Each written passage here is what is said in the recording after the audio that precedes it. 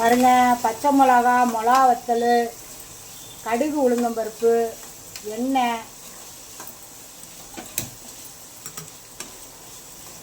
மிளகாத்தூள் 2 கொல்லி போடணும். அப்புறம் தக்காளி,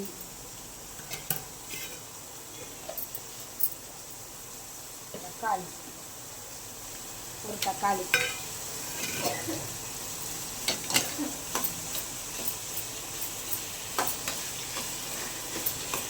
இன்னைக்கு மாசி போட்டு மாசி கருவாடு நல்லா மாசி இடித்து வச்சுருக்கேன். பாருங்கள் மாசி இடித்து வச்சுருக்கேன். புரியுதா? மிக்சியில் போட்டு கொஞ்சமாக தான் போட்டிருக்கேன். நான் இன்றைக்கி செஞ்சது கிடையாது, இன்றைக்கி தான் ஃபஸ்ட்டு செய்கிறேன். உப்பு,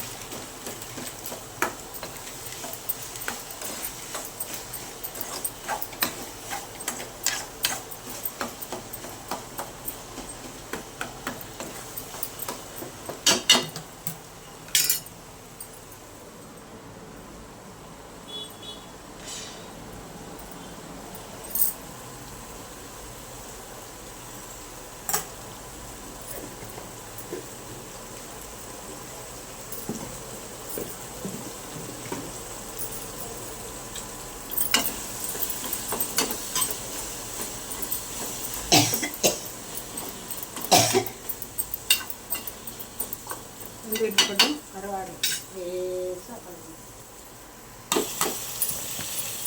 கருவாடு போட்டாச்சு.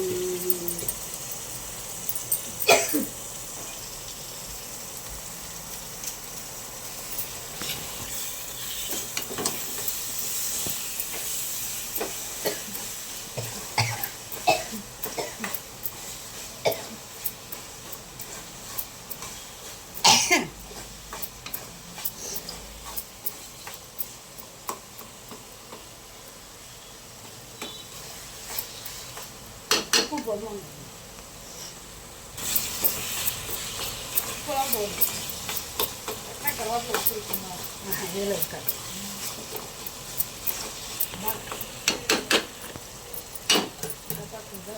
பாருங்க கருவாடு என்ன என்ன என்ன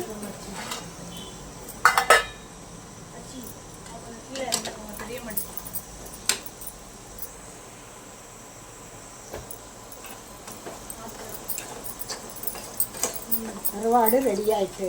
இது என்ன கருவாடுமா? மாசி. மாசி பாருங்கள், ஒரு அடுப்பில் சாப்பாடு, ஒரு அடுப்பில் மாசி தொக்கு வச்சாச்சு, பொரிச்சாச்சு. இன்னைக்கு அம்மா வீட்டில் இதுதான் சாப்பாடு.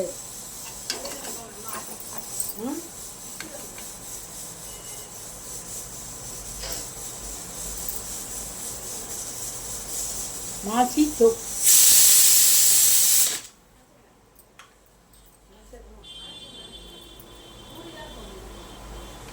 மாசி தொக்கு மாசி போட்டு வச்சாச்சு. அவ்வளோதான். பாருங்க பாருங்க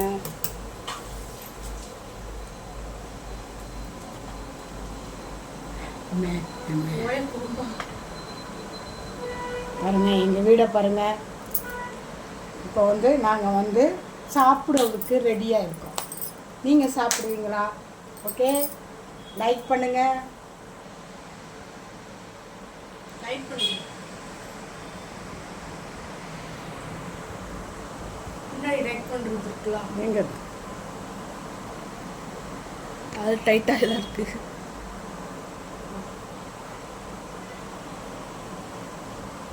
பொங்குது.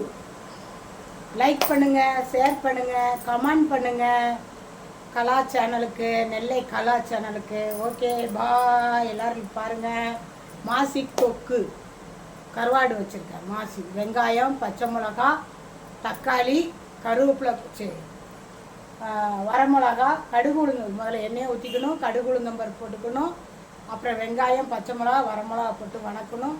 வணக்கணுன்னு தக்காளி போடணும். தக்காளி போட்டு முடிஞ்சோடனே மாசியை நல்லா இடித்து வச்சுருக்கணும்.